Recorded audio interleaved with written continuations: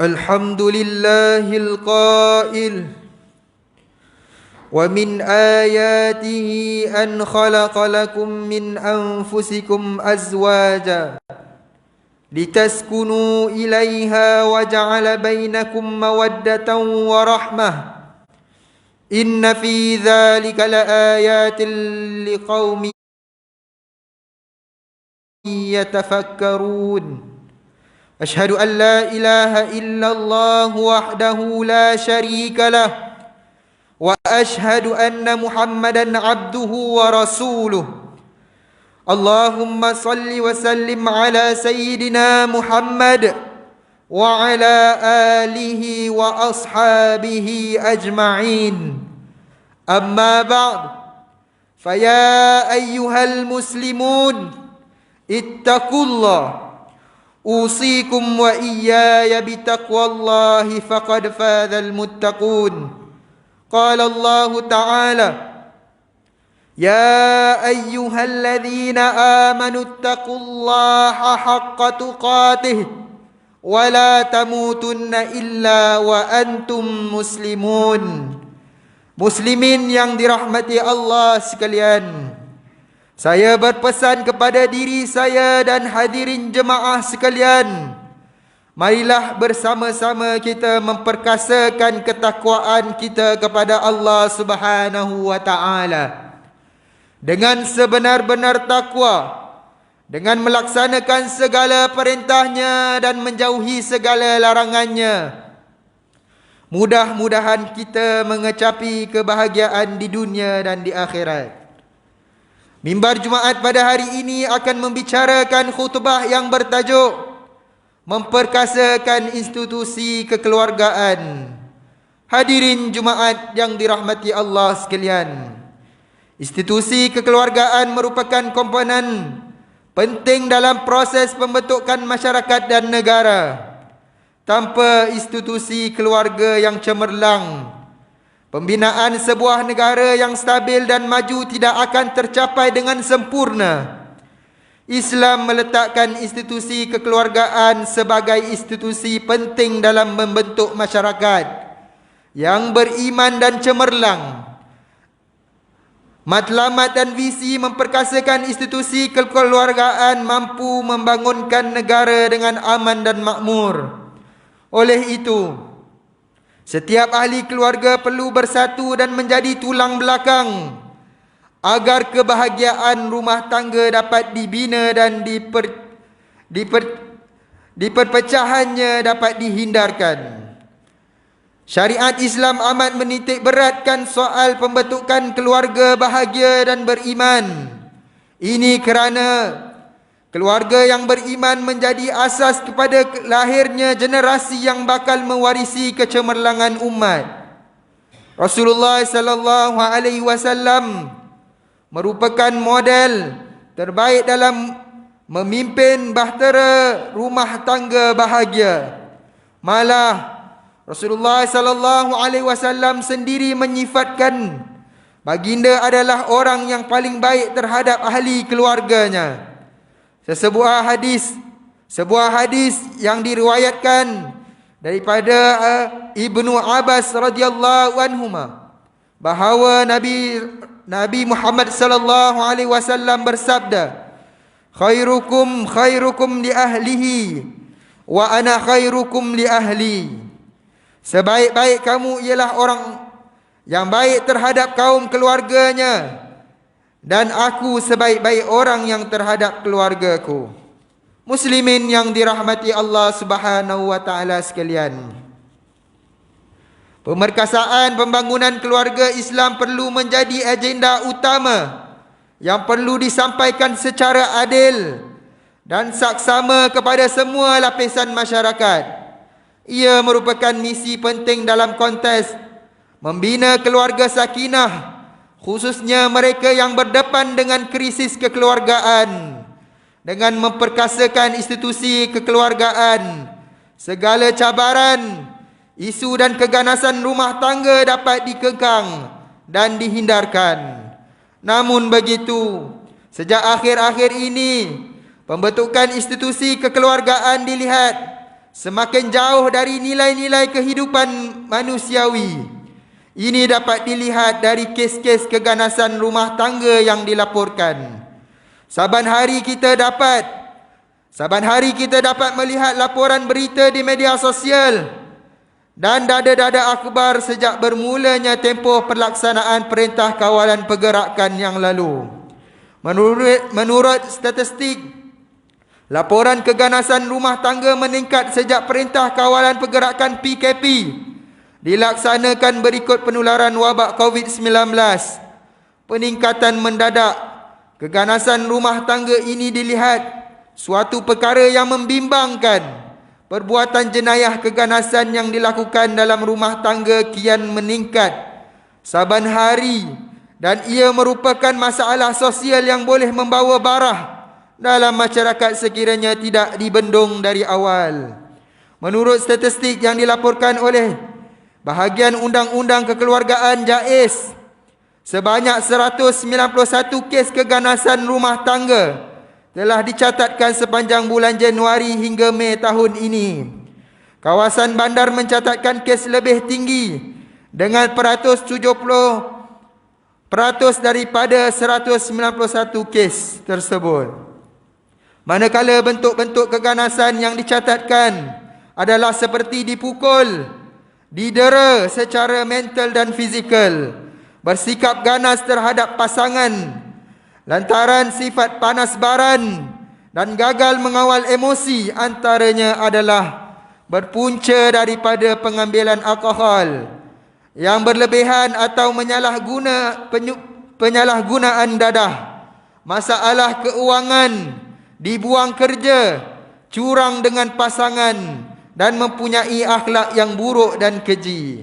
Tidak dinafikan bahawa sebahagian kes tersebut adalah terkesan daripada pandemik COVID-19 yang masih melanda di negara ini. Hadirin jemaat yang dirahmati Allah Subhanahu wa taala sekalian, antara kesalahan-kesalahan yang boleh disabit ke atas pasangan suami isteri menurut enakmen Undang-Undang Keluarga Islam Negeri Selangor 2003 adalah: yang pertama, meninggalkan langsung isteri pada Seksyen 127. Yang kedua, menganiayai isteri atau suami pada Seksyen 128. Yang ketiga, tidak memberi keadilan yang sewajarnya terhadap isteri pada Seksyen 129. Yang keempat, isteri tidak menurut perintah pada Seksyen 130. Kesemua kesalahan tersebut boleh dikenakan denda 1,000 atau penjara 6 bulan atau kedua-duanya sekali. Hadirin yang dirahmati Allah sekalian, usaha-usaha berterusan perlu dilaksanakan dalam menangani isu-isu keganasan rumah tangga yang melanda masyarakat hari ini. Antara beberapa sikap yang perlu dititik beratkan dalam memperkukuhkan institusi kekeluargaan adalah dengan meningkatkan aspek amalan komunikasi kekeluargaan secara berhikmah dan bijaksana, mengawal percakapan dengan lemah lembut, sentiasa bertolak ansur, sabar dalam menghadapi masalah dan tekanan serta mengutamakan sikap saling menghormati dalam institusi kekeluargaan. Begitu juga aspek yang perlu dititik beratkan adalah membentuk keluarga bahagia adalah dengan menanamkan sikap saling memaafkan. Sikap yang mulia ini dapat menghakis sifat dendam, seterusnya dapat menghindarkan persepsi buruk dalam diri pasangan dan keluarga. Jangan sesekali berburuk sangka dan mudah terpengaruh dengan gosip dan fitnah yang boleh meruntuhkan hubungan kekeluargaan dalam apa cara sekalipun, termasuklah melalui kesan-kesan viral media masa. Dalam melayari kehidupan alam rumah tangga ini, suami dan isteri perlu tahu peranan dan tugas masing-masing, saling memahami dan menyokong pasangan demi menjana kebahagiaan alam rumah tangga, saling memperkuatkan hubungan pertalian dengan Allah Subhanahu wa taala dengan menjaga kefarduan solat, terutamanya menunaikan solat secara berjemaah.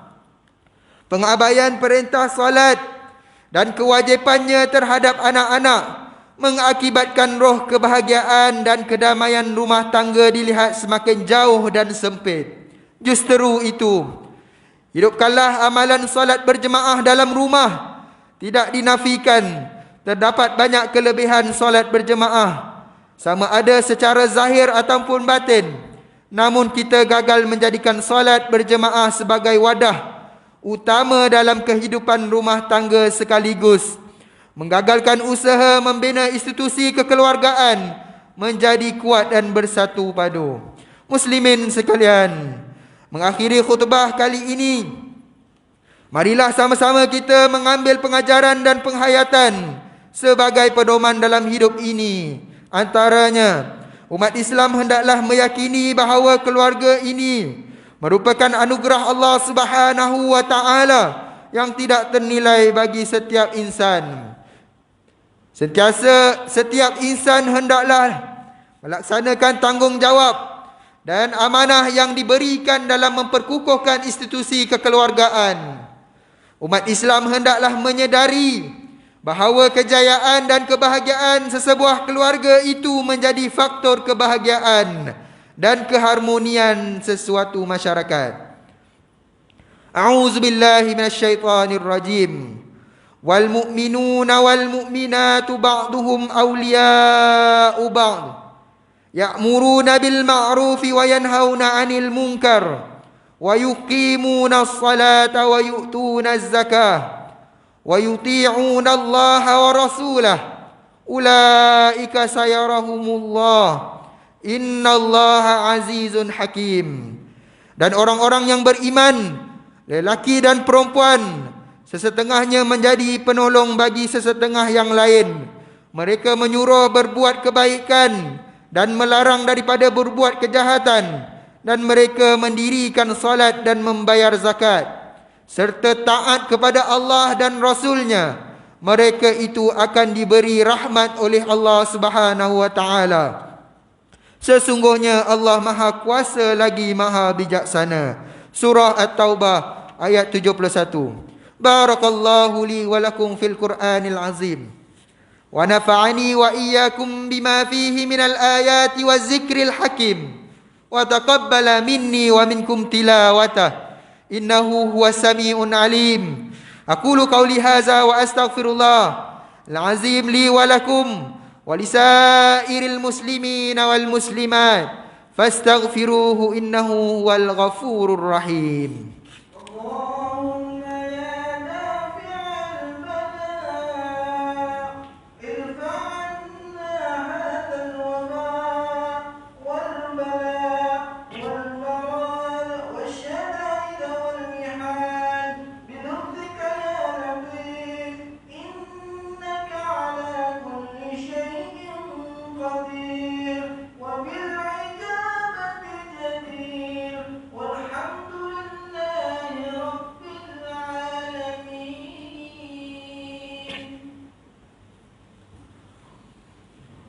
الحمد لله الذي جعلنا من المسلمين ورزقنا من الطيبات. أشهد أن لا إله إلا الله وحده لا شريك له وأشهد أن محمدا عبده ورسوله. اللهم صل وبارك على سيدنا محمد وعلى آله وصحبه ومن تبعهم بإحسان إلى يوم الدين.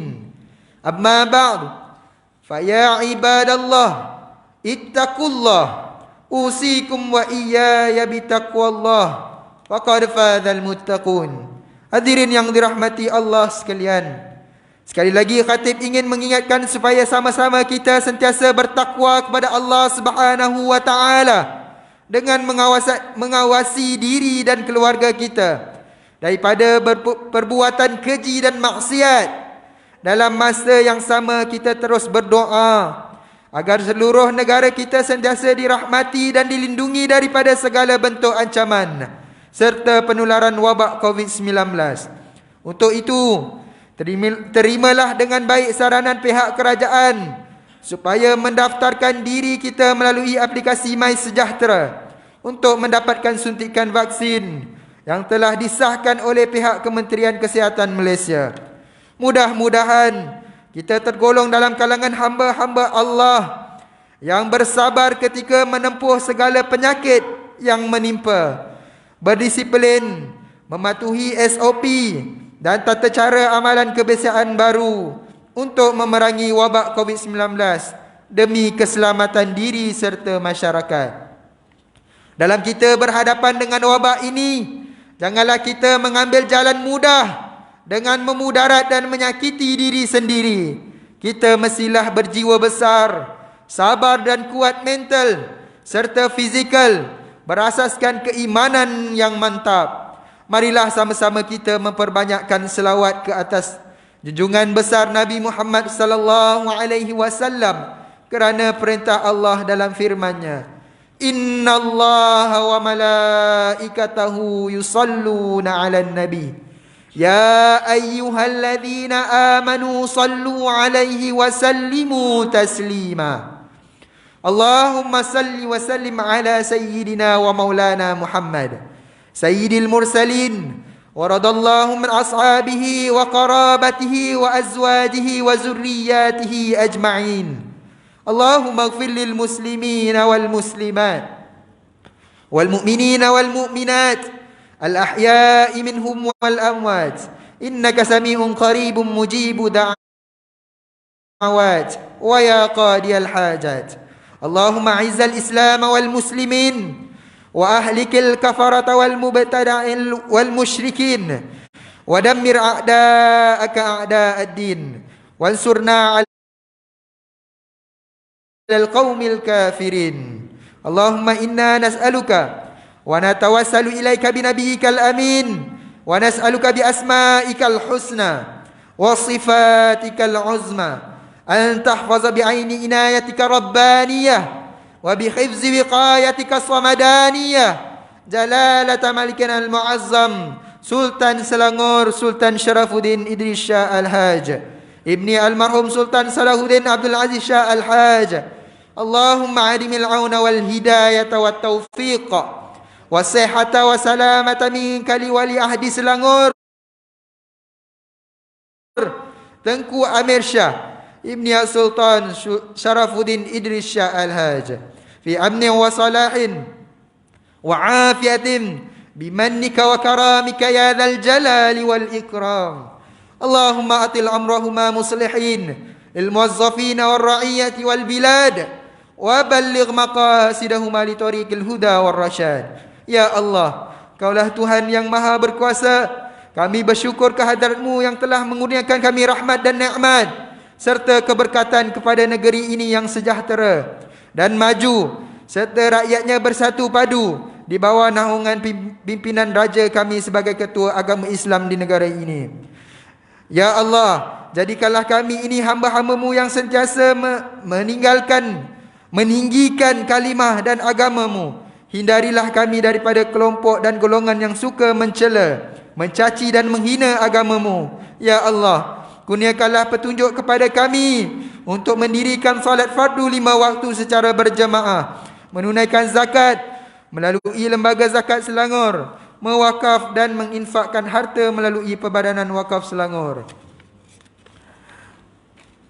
dan tabung infak jariah umat Islam Selangor, dan kepada anak-anak yatim melalui Yayasan Islam Darul Ihsan. Allahumma ya dafi'al bala idfa'anna hadzal waba wal bala wal marad wasyada'id wal mihan bilutfika ya latif innaka ala kulli syai'in qadir wa bil ijabati jadir. Rabbana hab lana min azwajina wa dhurriyyatina qurrata a'yun waj'alna lil muttaqina imama.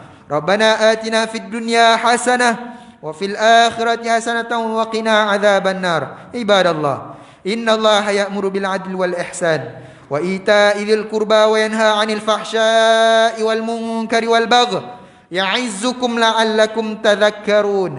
Fazkurullahal azim yazkurkum washkuruhu ala ni'amihi yazidkum was'aluhu min fadlihi yu'tikum wa la zikrullahi akbar wallahu ya'lamu ma tasna'un.